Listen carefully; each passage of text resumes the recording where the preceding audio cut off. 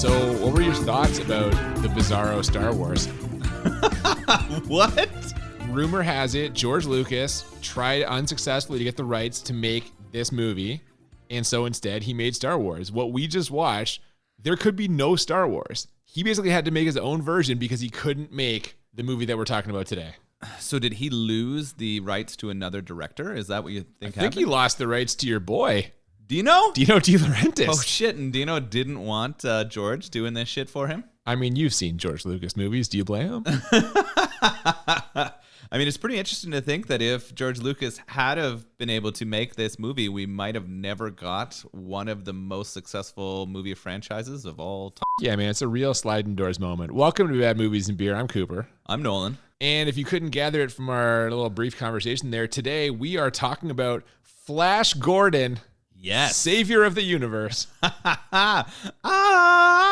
Yeah, this was a request today. It's our first request of the season. Yeah, this is a friend of the show's, BJ, sent in this request. He heard our Moonraker episode and decided that we had to watch this one as he thought there were some good connections there. Well, and here's a connection on the top of my head. Moonraker, of course, a James Bond movie. This features future James Bond, Timothy Dalton, when the time this was made. Yes. So we've got a James Bond connection there. Yeah, Timothy Dalton plays a very prominent role in this. He's a Prince character, very much played in the vein of Errol Flynn in many of his movies. He looks a little Robin Hood-ish, yeah. Yeah, definitely. I think it's the all-green outfit and the mustache. Definitely the mustache. But the great news for Timothy Dalton fans, he gets angry, which is his move when you use James Bond. He just get mad at shit. So yeah, we are going to talk about Flash Gordon today by special request to BJ. And before we do, let's talk about this beer that we're having, as we always do. We drink a beer with the movie that we watch. I had a hard time saying that because I'm drunk. We drank one of these while watching, and we're drinking another one now. This is called Bad Moon Rising from the Third Moon Brewing Co. in Milton. This is a double IPA, popping in at 8%. And they have been killing it. So people have been just clamoring to get their hands on their beers. There's stuff that gets released, and if you're not ordering it or there right away, it disappears at the door. We took a visit ourselves there to grab and try some stuff, and I've really enjoyed all the things that we've had so far. Yeah, they do a lot of like slushy sours, which, as you know me, fruited sour man, I love that shit. And yeah, very popular. A lot of like best of new beer in Ontario stuff. So They got a lot of steam right now, and I gotta say, everything I've tasted there so far I've enjoyed. Now, correct me if I'm wrong, but I believe this is actually a collaboration. Yeah, with Badlands Brewing Company, who I think are out of Caledon. You're the beer guy, I don't know. So I know this isn't up your alley. You're not a double IPA guy, but I think I'm definitely going to enjoy it. Yeah, and the connection will become very clear once we get into talking about the movie. So let's crack this bad boy open and get started.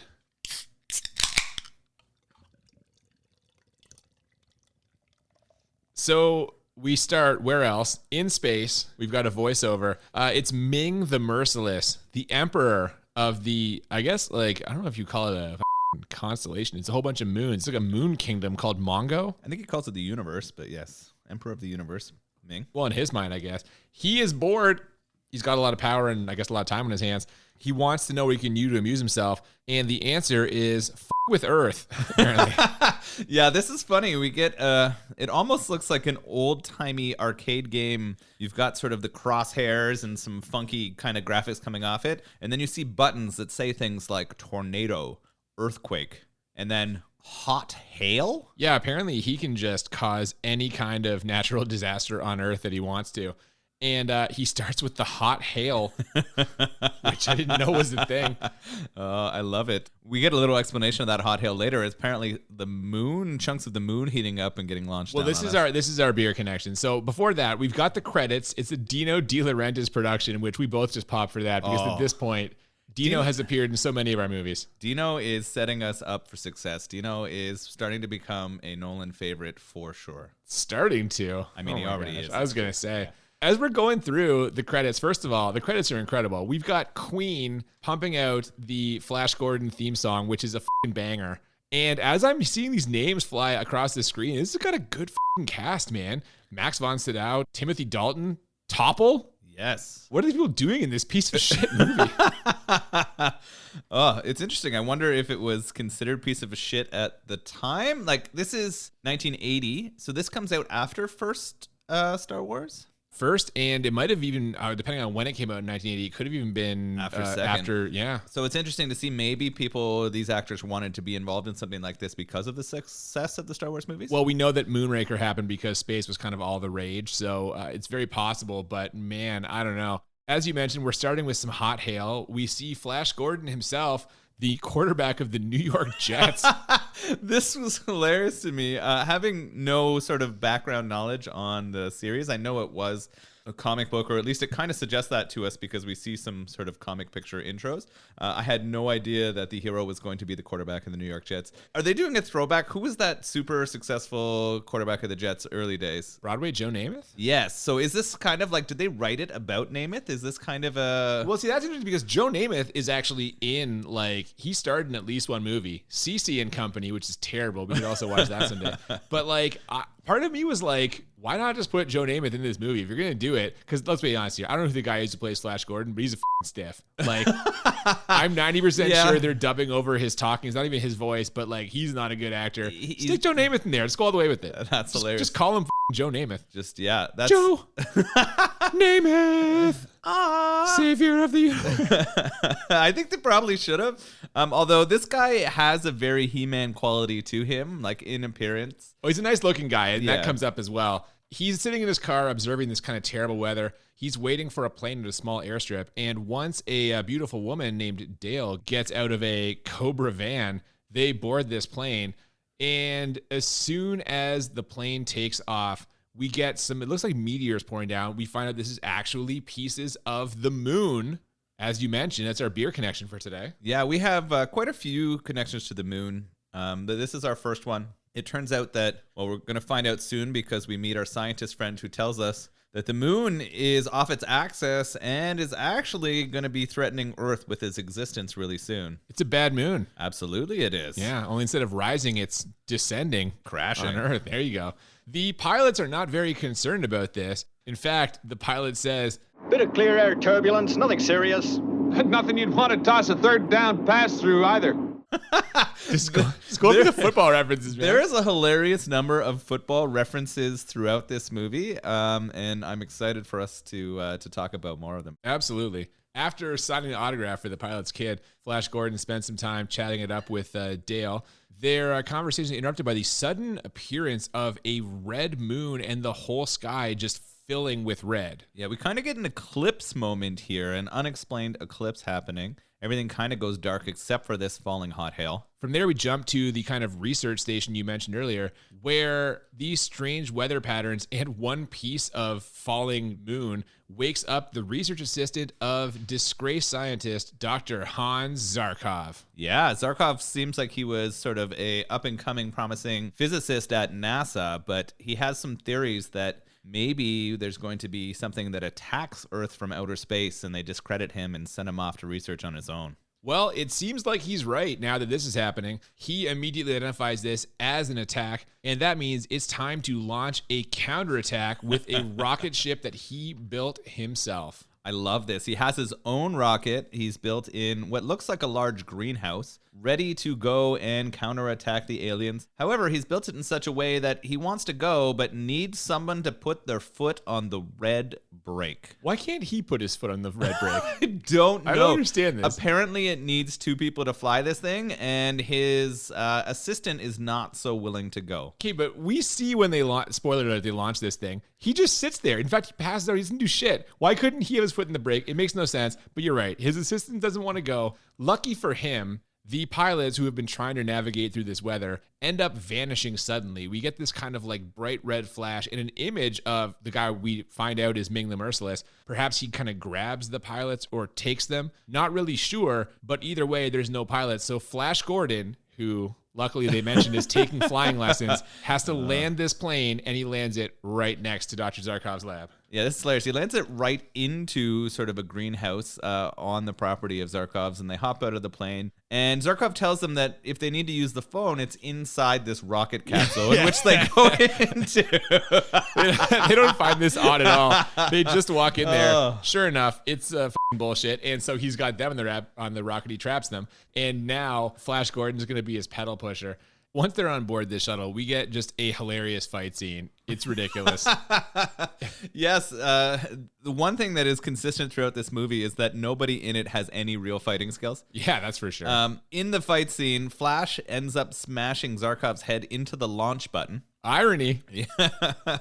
And the door shuts and they start rocketing off. A sweet Queen song lights up as they're going up. Yeah, I don't know which song that was. This is Queen's all over this soundtrack, but like realistically, we hear the theme song about like 4 different times, and we hear whatever this song is, and that's kind of it. Yeah, the only other time they pop in, and it's not actual songs, but they play music as part of the sort of mood for action scenes, which I enjoy. There's a lot of rock guitar and piano and keyboards to sort of go with the fight scenes, which is fun. Well, right now we've got a flight scene as they're off to space, and we kind of see some sparks flying with Flash Gordon and Dale as they end up kind of holding hands on this launch somehow. This is really weird. They meet on this very early flight. It seems like they're both away on their own and they're heading back to New York.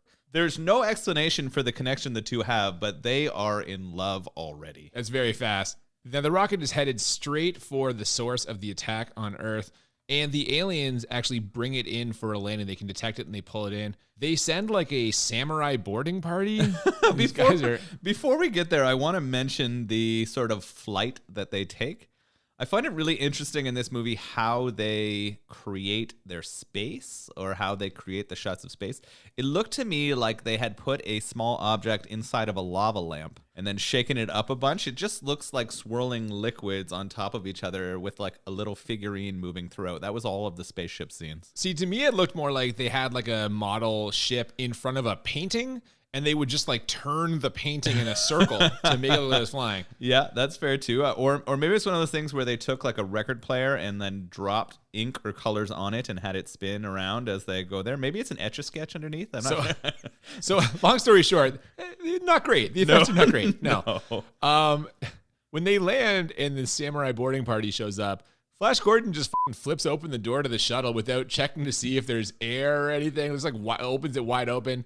Flash, they're fine. Flash gives zero for atmosphere. Like he doesn't even care. He just pops out and it's all good. Yeah, it is. They can breathe, but that boarding party takes Flash Gordon down by like launching their hands at him. I don't know if they're robots, but like the hands come out and they're on these like laser strings. At first it looked like he had a laser gun, but then you're right. The hand shot out. It grabbed Flash and then flips him. It does like a singular flip in the air and then it has another one that grabs him and they kind of hold him and move him in there. Well, they've got him now, and so they lead them to the Emperor, that's Ming the Merciless. They're sort of led there by this like floating robot that not only kills a random lizard man, but also identifies and disintegrates the gun in Dr. Zarkov's pocket. This thing is impressive. This robot seems like it can do everything. It hears everything. It sees everything. It can identify and laser things. I want to go back to that disintegrated lizard man. Oh, the lizard people, I don't know. They just keep showing up. And for the record, their costumes, terrible. Probably the worst costumes and set making. There's a lot of really cool costumes and set in this. The lizard people are horrible. Yeah, and we've seen some bad costumes in the course of our first season and stuff, like the Swamp Thing costume, legendarily bad. Night of the Demons, that Sasquatch, terrible. I would put this right there with those ones. It's really, really, really bad. I agree, absolutely. It is probably needs to go on the BMB. Mount Rushmore? The Mount Rushmore. We do, yeah. We need a Mount Rushmore or like a museum where we have the wax figurines of bad movies and beer. The lizard people in this keep popping up and just getting like smashed or left behind. I had hoped throughout the whole movie there's going to be something, but it's weird. It's like they're just the pawn to destroy. They're clearly the lowest class citizen in this weird like moon complex. When they eventually get to the Emperor's kind of main court, we see all kinds of creatures, except lizard people. They're not welcome there. We've got like hawkmen. We've got some guys that look like the male equivalent of like Vegas showgirls. And these kind of like dwarfs that are dressed like condoms. They're these like square plastic little people dressed in as Jimmy hats. Yeah, we're in a fantasy movie. I think you can say dwarf. Come on. So the little people were dressed as Jimmy hats, for sure. It's pretty funny. They play a strange like comedic relief role. They're there for like 2 seconds. This is weird. They're kind of a background. Just scenery. I want to know more about those guys. They stop on a couple feet, but we don't actually get to see what moon they're from and what they're involved in. Are they just sentient dong bags? Like, what are we talking here? It does seem like each group or piece sort of control one of their own spaces in the universe or kingdom of Ming, and it would have been nice to find out more about some of them. We really only get the story of two of them for the most part. Let's spend some time on the Jimmy Moon. Why not? Well, there is a pleasure moon. We didn't see any of those guys get there, so maybe they're there to greet you. Well, we didn't see them there. I'm thinking that they don't care so much about STDs at this time. They're there to ensure your stay is safe. Yeah. The Hawkmen offer Ming some kind of tribute, but just then Timothy Dalton shows up with his Moon's contingent, saying that they stole it from them. There's going to be a bit of a fight, but Ming's robot shuts that down. Apparently, there's no fighting in the Emperor's court. This all kind of gets a little awkward a second later when one of the other groups tries to assassinate the Emperor. So no fighting, but here comes one guy trying to kill him. It does not work. He gets taken down quickly and murdered for his trouble. Now, Flash Gordon, in kind of an aside to his lady, sort of mouths off, but that floating robot outs him. Yeah, he says Ming is psycho. And then all of a sudden we hear out of the robot in loudspeaker, Ming is psycho. Just broadcast it for everybody. Yeah. Blows up his spot right there. Yeah, Ming's like, who the said that? Yeah. He brings them closer, asks who they are, and Flash Gordon introduces himself as Flash Gordon, quarterback, New York Jets. New York Jets. As if they all know what American football is. Of course, man. Oh, it's great. The doctor tries to kind of bargain for Earth's continued existence, but Ming is not on board. What Ming does do, though, is bring Dale in for a closer look. And after kind of hypnotizing her with his power ring, this is weird, man. She's kind of like miming, putting her arms around either a person or just a giant cock, and then she kind of like rubs one out almost. Yeah, she does some very erotic motions while under this hypnotism. And I think it's Ming's assistant says, she seems even more receptive than your daughter, which lends a really creepy aspect to that. We find out later that Ming's metal-headed assistant is into Ming's daughter. Well, we also find out later that Ming's daughter is kind of promiscuous. Let's be honest here. She fancies a lot of people in this movie, that's for sure. Ming decides he's going to take this exceptional specimen back to his private chambers for his pleasure. Flash obviously takes exception to this. And there's a big fight, which is kind of going poorly for him until the doctor throws him what is essentially a metal football. And I can't even explain what we're seeing in this scene. Oh my goodness. This is gotta be one of the top 5 fight scenes we've seen in Bad Movies and Beer so far. Oh, it's ridiculous. So once he gets this metal football in his hands, he turns into football mode and starts sort of shoulder charging and knocking people down. He starts throwing passes at their heads. Oh, he's throwing bullets at them with knocking them down with this metal football. And all of a sudden, he's even calling downs. At one point, he's like, "Downs that hut." Also, this whole time, he's wearing a T-shirt that just says Flash on it. Yeah, he's wearing his own shirt. I mean, this is perfect. I was laughing so hard. It is hilariously choreographed. Like, this seems almost more like a dance scene than it did a fight scene in many times. And I found that was a lot of the fights that happened in this seemed that way. But it was so funny. And of course, who comes out on top in this fight? Not Flash. It was going great for him, but then all of a sudden, Dr. Zarkov throws him a pass when he's not looking, and it drills him in the head and knocks him out.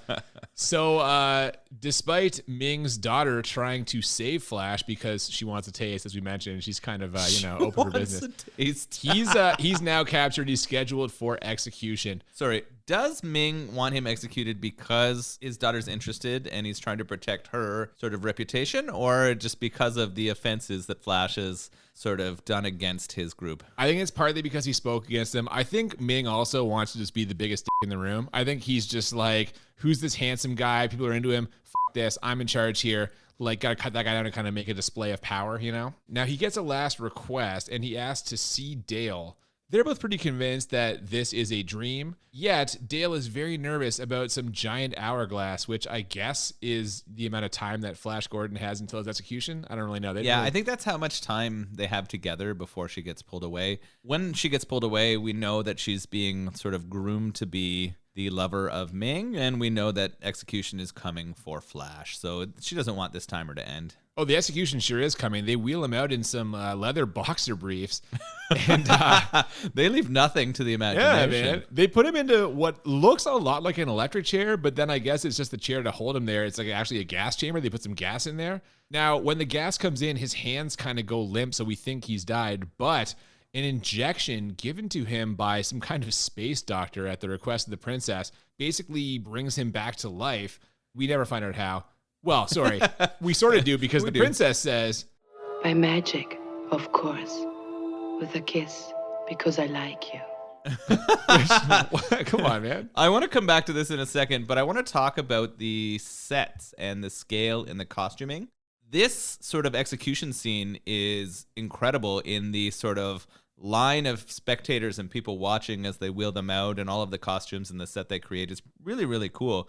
But you're right. We sort of move from the limp hand into a sarcophagus. And when they open the lid, we see Flash there. And then a kiss from our princess brings him back. Yeah, she dresses him up like Captain Obvious from the Hotels.com ads and like tries to sneak him out of there, which... Oh my goodness. The scenes of them trying to sneak down the hallways is hilarious. They're kind of moving and looking around the corners and then doing that like kind of hide against the wall in an open room where it doesn't matter. It's pretty funny. I agree. It's pretty funny. Now, we get a little backstory from Ming. He's talking to Dr. Zarkov and tells him that every 1,000 years, he tests the different kind of systems in the universe.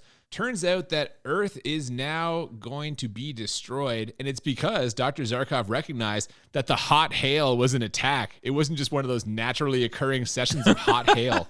This is funny. I love how he pins the fault of the destruction of Earth on Zarkov for irony. Again, so much irony in this movie. It's really good. I like that idea. He said if you had have just sort of hid or ignored it and presumed it was a natural occurring event, you wouldn't have been a threat to me. But now your planet is too smart, man. We showed that Earthlings are too capable. Yep. Now he decides to drain the doctor's mind, and so we see all of his memories on a video screen.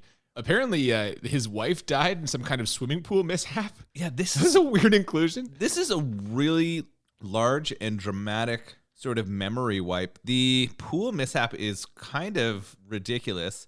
And then we also get like interesting histories of him getting kicked out of NASA and him learning physics. And then we head to World War II. Yeah. Oh, also, this will surprise no one, I guess. Ming is a fan of Hitler. Yeah, this is rough, right? They take a second to be like, oh, that guy had some promise. I was like, what? Yeah. And I think it was like Ming's second in command, I think, who says that. And I guess if you look at Ming, he certainly looks like a dictator in the way that he rules and runs everything, right? So specifically a Chinese dictator, is that what you're saying? We had these conversations throughout, and I asked you, and you kind of made fun of me a bit about it, is whether the Chinese were sort of the, like, evil villain as a part of the Flash Gordon cartoons, because both the name Ming and all of the like red and gold and all of the sort of ornamentation on the people in there reminded me of that sort of aesthetic.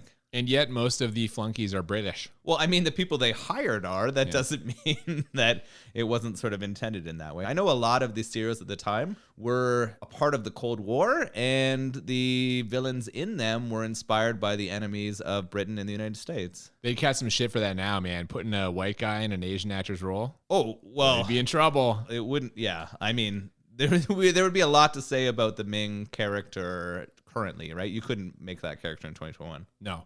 This mind-wiping memory montage here ends with him like being born and then just seeing himself in the womb, which how could he have seen that? I love it's like a side view of him like looking at himself. Is there a mirror in the womb? I love that they included in there like his birthing and his mom's like screams of pain as he was coming out of her vagina. I thought that was interesting. It's so strange. What a strange choice.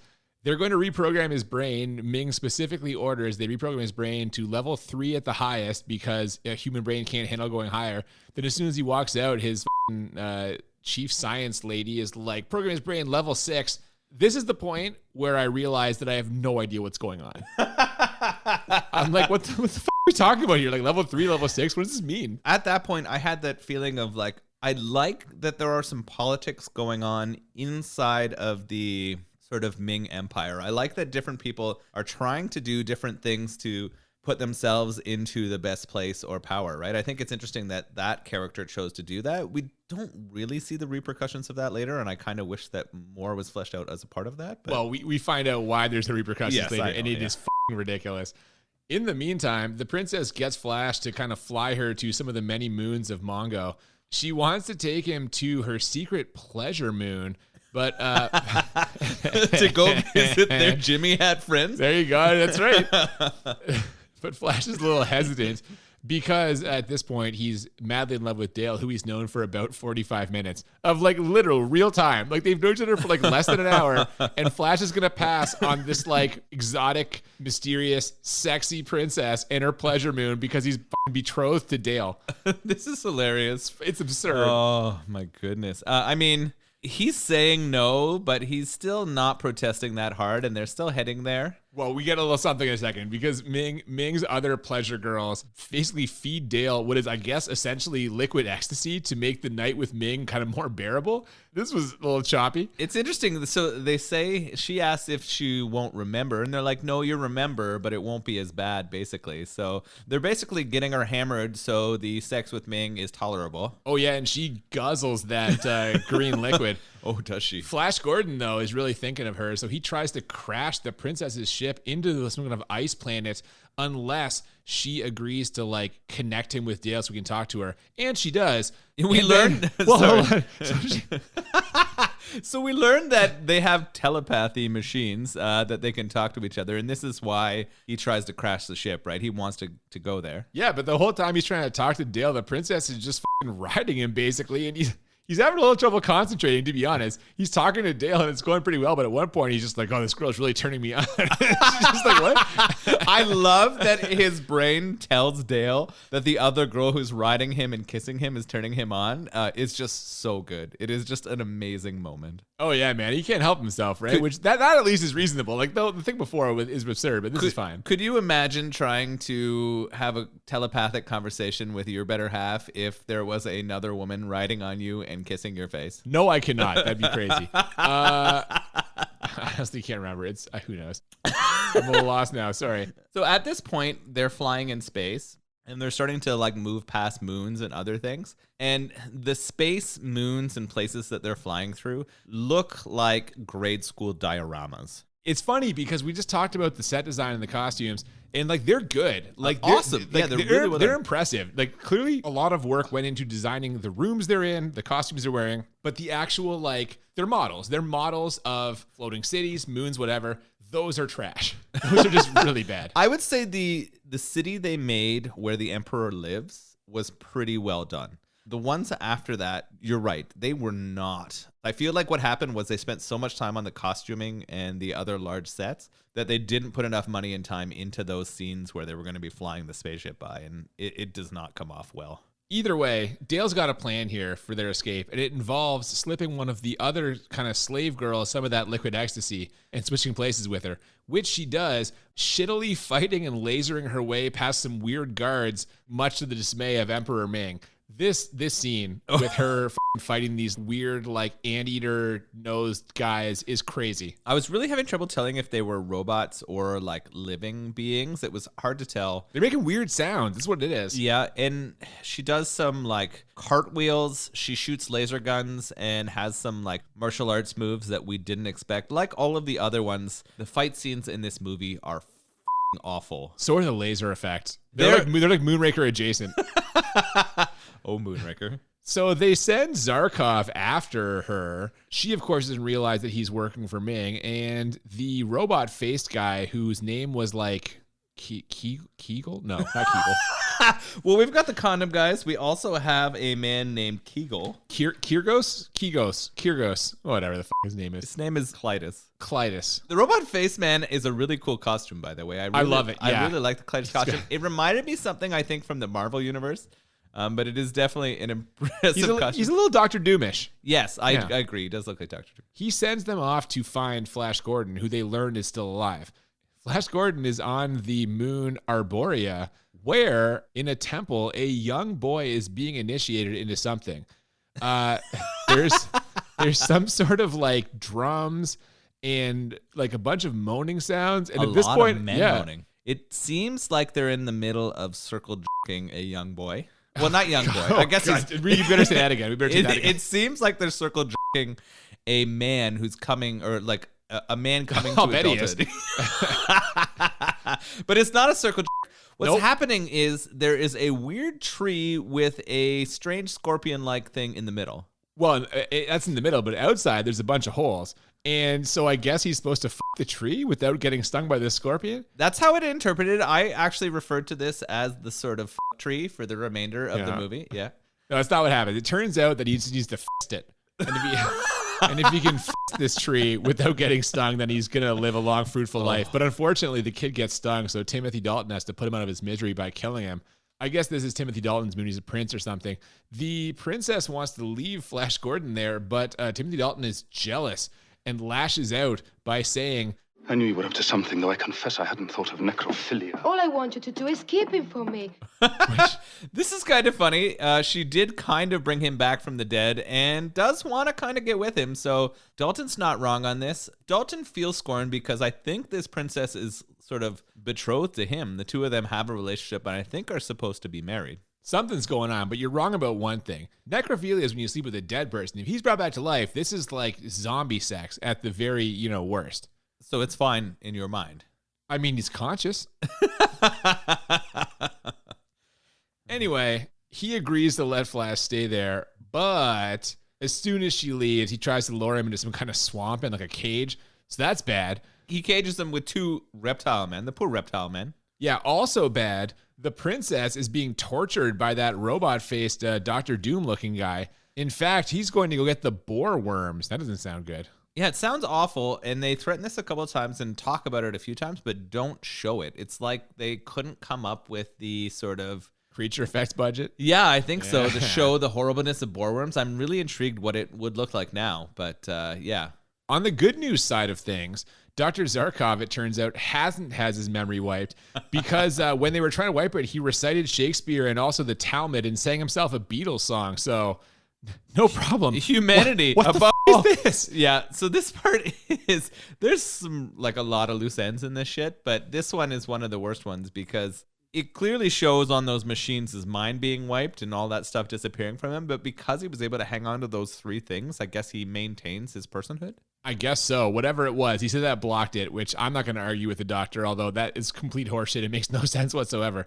Now, the Hawkmen show up right now in what at first seems like good news. We think they're going to kind of get them to help them. In fact, they even fly them to their floating Hawk City in a scene that doesn't look even a little bit realistic. Oh my goodness. So I would say one of the worst effects in this entire movie is the green screen usage. Anytime anyone's flying, it's atrocious. And I mean flying, like the Hawkman fly, or like even in if we see Flash Gordon in like a rocket scooter kind of thing later, it's awful. Yeah, it is really bad. And I know that technology has come along a lot since the late 70s, but it's unconscionable. It's like, I don't even understand how that can even happen on screen. Full credit for whoever made the Blu-ray transfer because they did a really good job. The colors are popping, like it looks nice. It is great. I feel like they also erased what should have been very clearly strings that we would have seen holding the actors up because like, dude. Yeah, maybe you're right. Maybe because the person who did the Blu-ray did such a good job, it seems even more glaring. Yeah, I can only assume.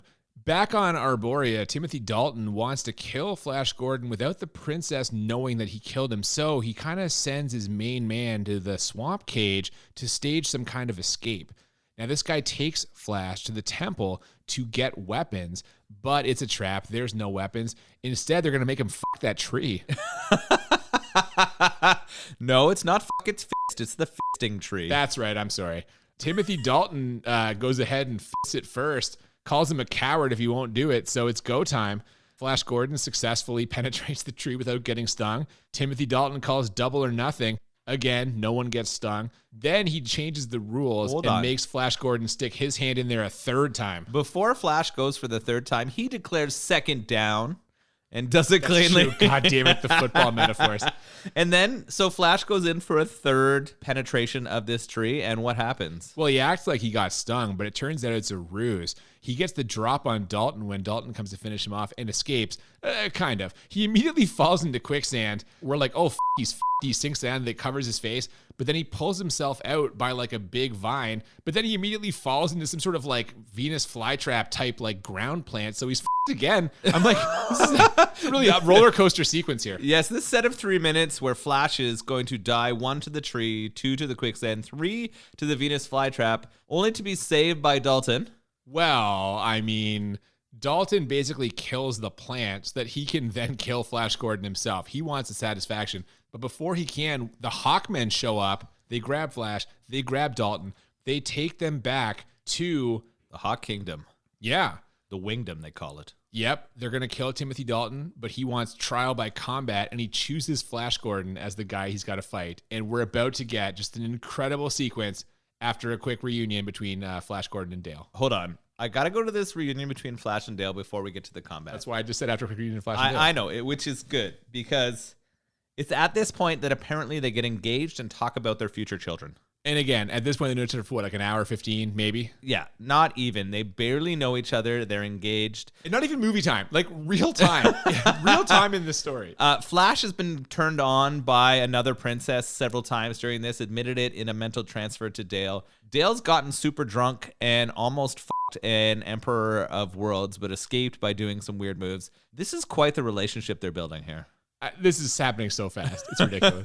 But now we get to see whether her future husband will survive a fight to the death with Prince Baron. And that's what it is. They are fighting with whips on like a round platform, hovering over, again, just terrible green screen effects.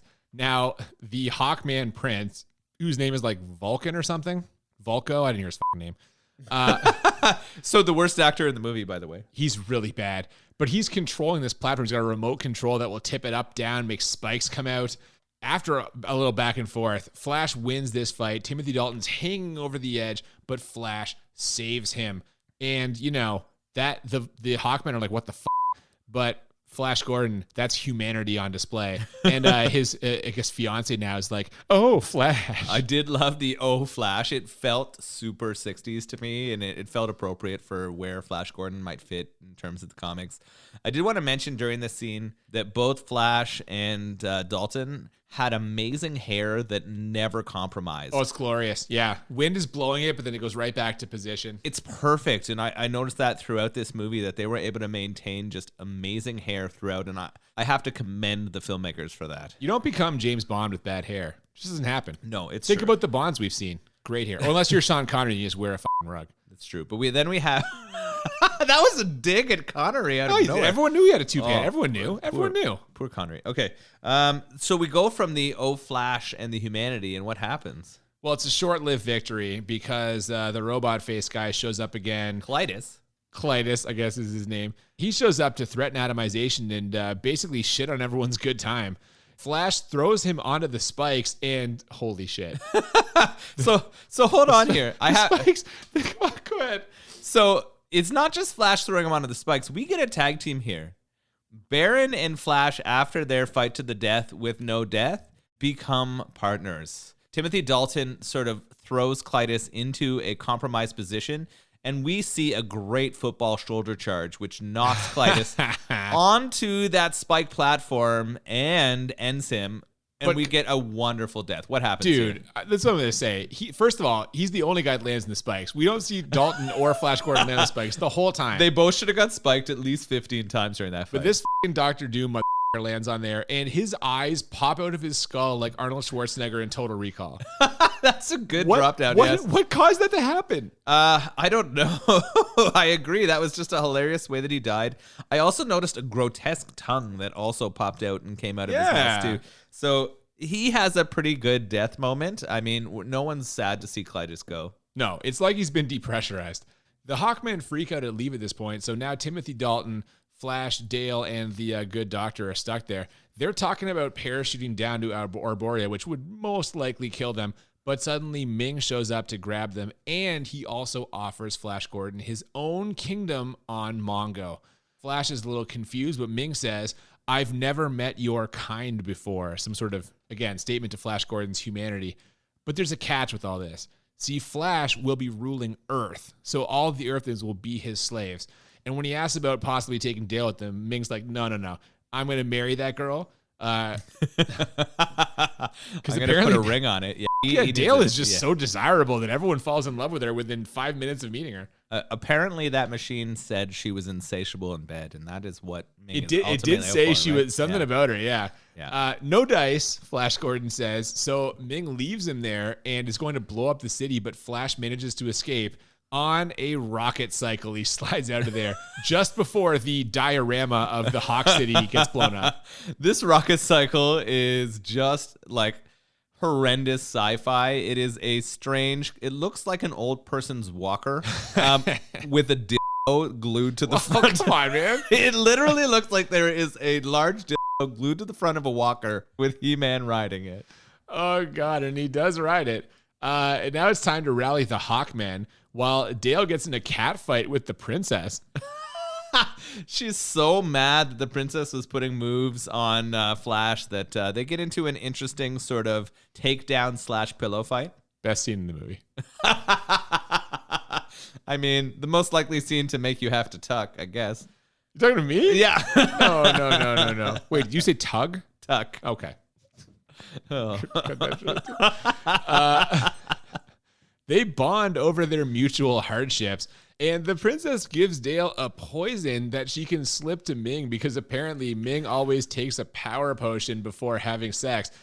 He's got space Viagra. The man needs to power up before he fucks. He can't go in soft. So I guess that's the plan. They're gonna spike his space Viagra. No, she won't, though. She says that she can't do it. Because she's human, she can't live that way. That's what makes the people of Ming's world different from humans. There you go. She's better than that. She's going to just let him... She's going to let Ming do his dirty deeds to save the planet Earth. Just then, Flash appears on his rocket cycle. He's drawing the tension from this ship of Ming's, the Ming's kind of planetary defenses, so the Hawkmen can attack, which we learn this in a scene where they're like supposed to be flying in space, allegedly, but you can tell they're all just like on strings, or some of them are just like laying down. The effects, again, they're so bad. It's atrocious. There's no denying it. The green screen work in this movie is gotta be the worst effect. It's really bad out of all of them. I wonder when green screen was invented. Maybe this is like a new thing and they were like trying it out for the first time. I don't know. We get a giant battle in which the Hawkmen take multiple casualties, which, like, wasn't the whole point that he would distract them and the Hawkmen would be able to attack without being seen? They're seeing them a mile away. They did kind of get the jump, but they weren't close enough to not take a ton of casualties, right? The Hawkmen are taking it pretty bad, but in the end, they're able to overwhelm sort of the Ming ship. And now it's time to crash that wedding because Ming and Dale are about to get married. The princess frees Dr. Zarkov and Timothy Dalton, and they have an exchange where Dalton and the princess talk about how they've changed. But as soon as he asks her to marry him and she's like, I don't know just yet, he's like, you haven't changed at all. Oh, my goodness. We're looking out for Timothy Dalton to start kicking some shit over, I think. What a wedding this is, by the way. We get like a guitar solo version of Here Comes the Bride. Dale's there in like a black wedding dress. Now, in order to get there and kind of smash up this wedding, someone is going to have to take down the lightning field. There's a lightning field around the palace, which the effects for this are also just terrible. You mean those like glowing lights that the appear around the diorama? Yeah, that's right. Yeah, so this castle is pretty well protected.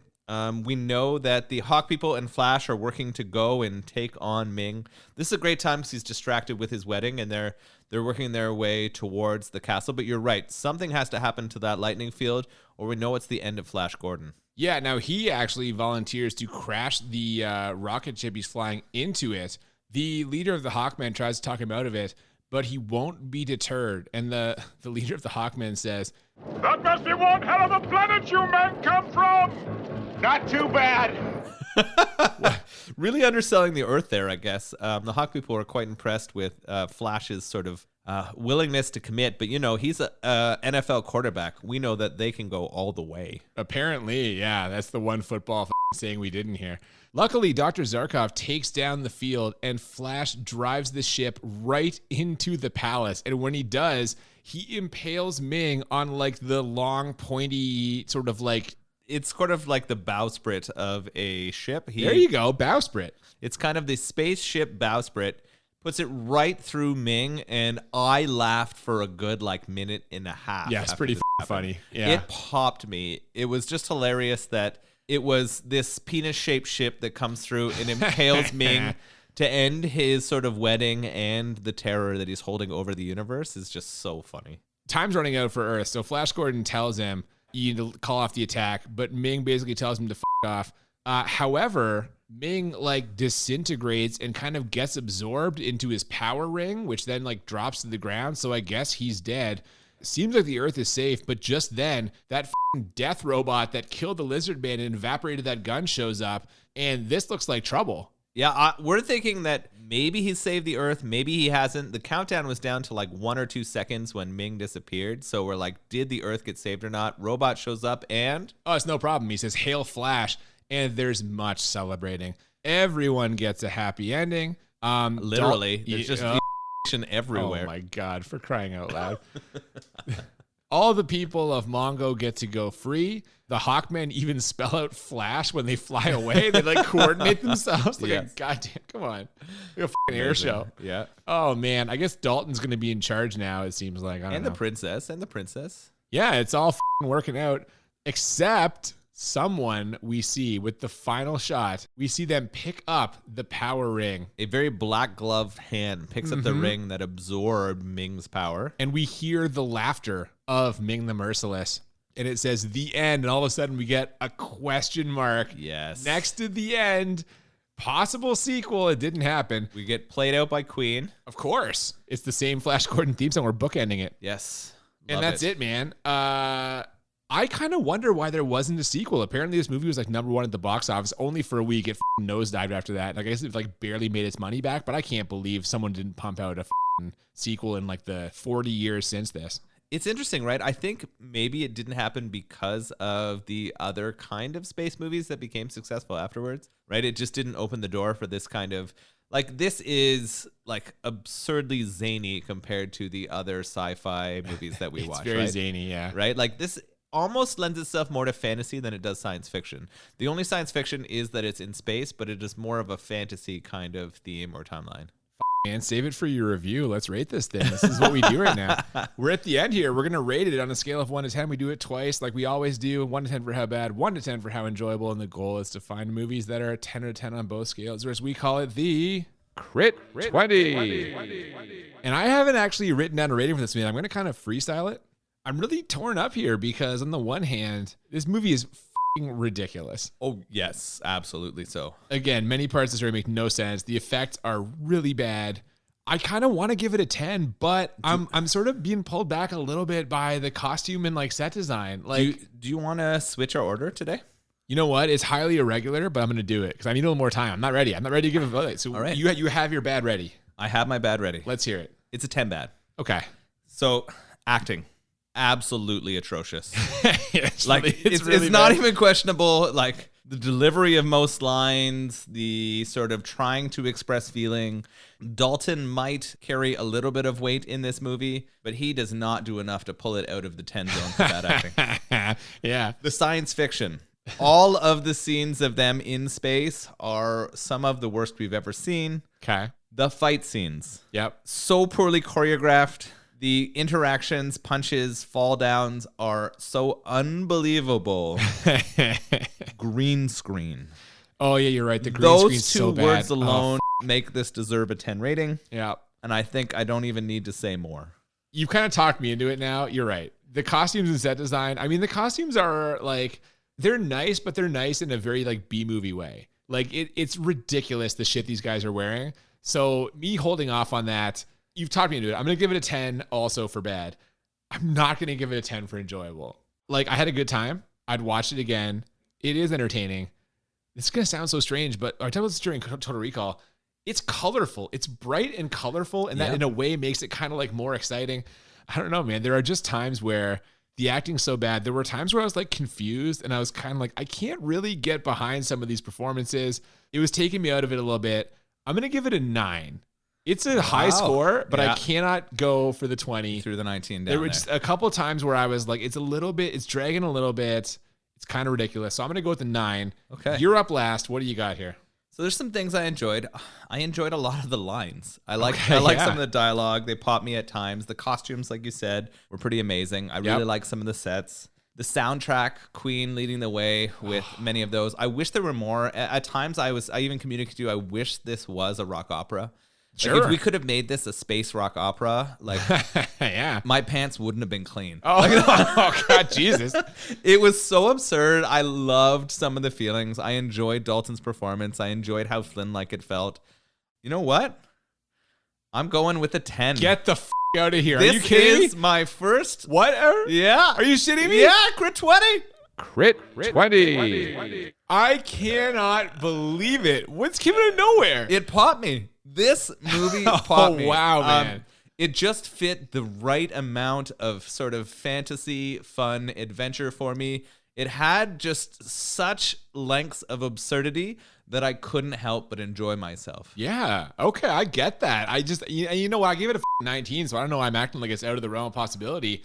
Did it help at all? This is basically like, because you're a big sword and sorcery guy. Oh, yeah. Did it help that this is essentially that? This just is like space sword and set in space? sorcery. Absolutely. This to me was like a group of outcasts coming together, led by a ridiculous New York Jets quarterback. He's the quarterback of the Jets. How can this not explode me in so many ways? It was the perfect culmination for me of ridiculousness. Flash Gordon hit me in the right places. Apparently, Jesus, I can't believe it, but it's true. We've got our third ever Crit 20. So welcome to the Bad Movies and Beer Hall of Fame, Flash Gordon. Good thing we got that request, eh? BJ, thanks, Thank you man. to BJ. Good request. He clearly has listened to enough episodes to know what pops Nolan. So there we go. And I don't even know where to go from here. I guess we'll talk about the beer. How'd you feel about it? I really enjoyed it. I thought it was quite a palatable double IPA. I really enjoyed sort of the very melon-forward taste. It had a great mouthfeel. I would definitely go back to this well. I know you're not really a double IPA man. I'd love to hear your feedback, though. I am not a double IPA man. And you know what? This was a stiff one for me. Yeah. But I got through it because, it's what we're drinking this week, and it can't always be about me. So not my style. Everyone knows I'm not the IPA guy. A double IPA, in my books, that's twice as bad. I'm excited to try some more Third Moon, and I'd also really like to take a visit to Badlands. I hear their stuff's really hard to get. Good luck, man. Yeah, I was going to say. If you can, though, apparently everyone who's had it raves about it, but it's tough. So if you're in the Ontario area, Milton, Ontario, wherever Badlands is, by all means, try it out. But again, this week, just not my style. Now, what is my style is the movie that we are watching next week. We're going to be watching the remake of a little film called The Jazz Singer. Al Jolson's The Jazz Singer? That's the original, but this is the version that stars Neil Diamond. Like Sweet Caroline? That's correct. He does not sing that in the movie, but this was his attempt to become a feature film actor. Did he make any other films after this? I mean, he appears in Saving Silverman, but it's not what you would call a starring role. All right, well, I'm excited for this. Is it a musical? No, but he plays Neil Diamond. Let's be honest here. It's Neil Diamond playing Neil Diamond. I love Neil Diamond, so I could not wait to watch this movie. Having said that, some parts of it are a little bit rough, but we'll get to that next week. If you have not already, please follow us on Twitter and Instagram at the BMB Podcast. If you want to send us any suggestions for movies and or beers, you can slide into our DMs at our Instagram and Twitter feed, or you can send us an email at thebmbpodcast@gmail.com. That's what BJ did, and somehow it happened. Led to my first Crit 20. After all that, it's unbelievable. That'll do it for this week. Thank you so much for listening. I'm Cooper. And I'm Nolan. And we'll see you next time on Bad Movies and Beer. Keep it flashy. Oh, that's so perfect. He'll save every one of us.